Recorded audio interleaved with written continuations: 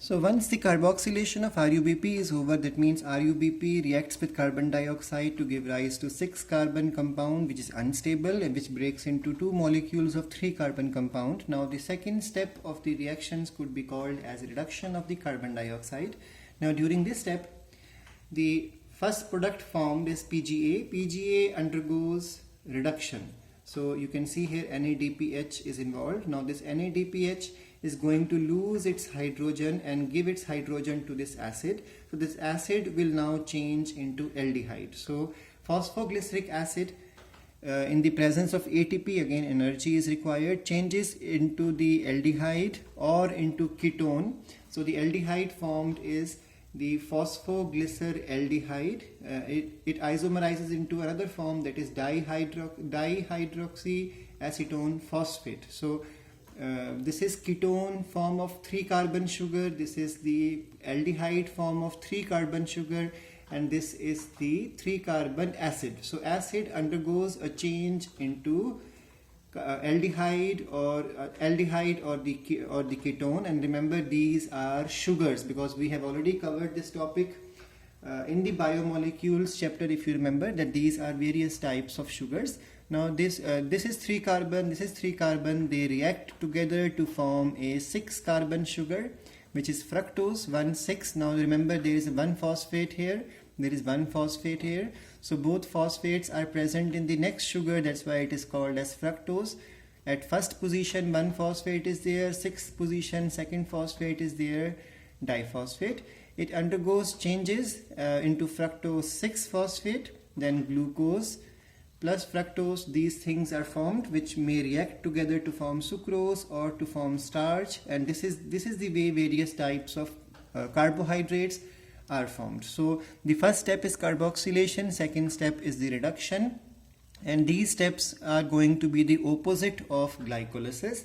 That's why it is also called as glycolytic reversal. We'll be learning about this topic, the original thing, in the next chapter.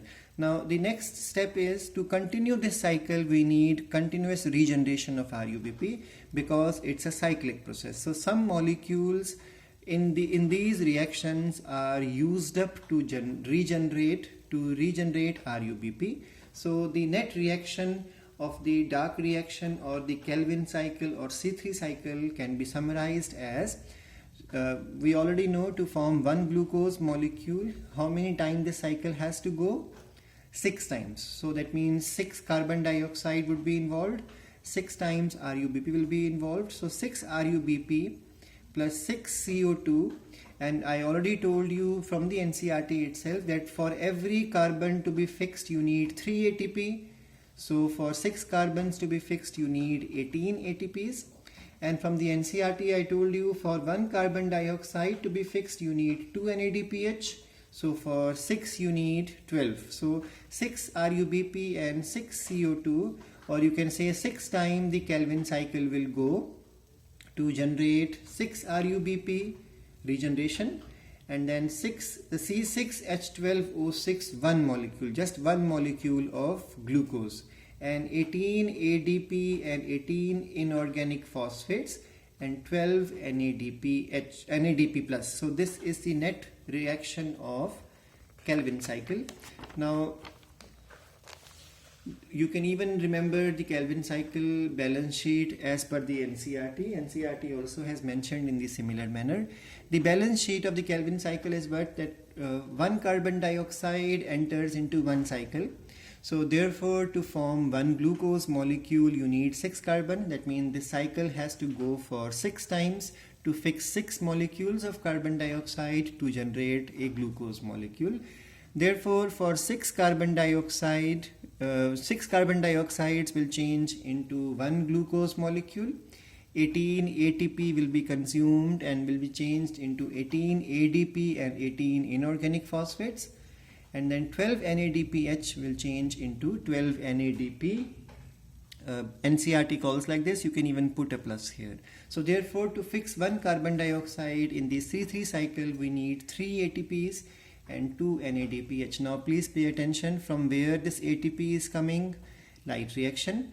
and from where this NADPH is coming, it is again coming from the light reaction. So the products of the light reaction are used in the C3 cycle. Now this is the original cycle, which is a bit complicated, so NCERT only gives you the brief introduction type of thing of the C3 cycle, so you can study this portion from the NCERT, but for those who are interested to to understand the background or the complete picture of the C3 cycle, so I have written this whole thing. I am going to go through it for you, but if it is confusing, you may leave it.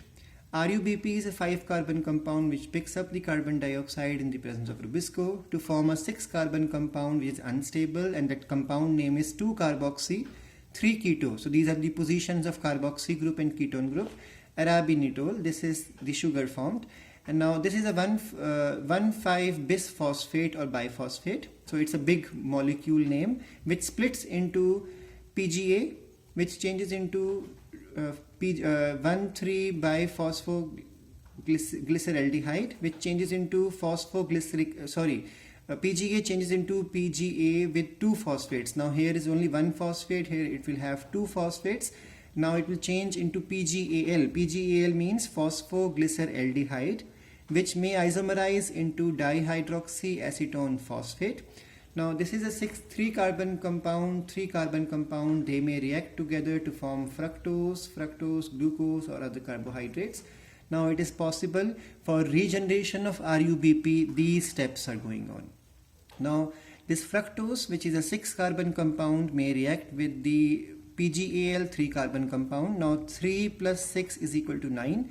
This splits into a 5-carbon sugar and a 4-carbon sugar. Xylulose 5-phosphate is 5-carbon, erythrose 4-phosphate is 4-carbon. Now this molecule isomerizes into ribulose and then finally into ribulose bisphosphate. Now this erythrose is 4-carbon compound, reacts with this carbon compound, is again 3-carbon, 4 plus 3 is 7. So it modifies into pseudoheptulose. Remember from biomolecule chapter, this is a 7-carbon compound. So pseudoheptulose splits into 5. Pseudoheptulose reacts with the PGAL, so 7 plus 3 becomes 10. So it splits into 5 plus 5 molecule. Finally, all of these sugars will change into RuBP. You may leave this topic if you are not interested, because NCERT based is the only thing which you should understand.